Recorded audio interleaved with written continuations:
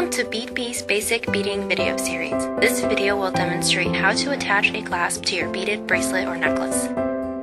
The supplies you will need are crimp beads, a clasp and jump ring, and a crimp tool. The clasp shown here is a sterling silver figure 8 lobster claw clasp. First, string a crimp bead on one end.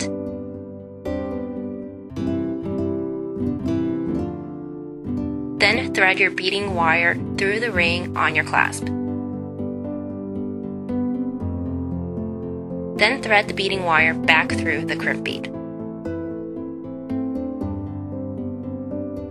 Be sure the two wires running through the crimp bead are not crossed. Use the crescent-shaped groove of pliers to squeeze the crimp bead.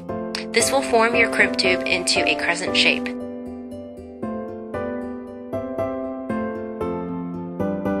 Then use the round-shaped groove in your pliers to fold the crimp closed. Trim any excess wire or tuck it into the adjacent bead. Repeat this technique on the other end to finish your jewelry piece.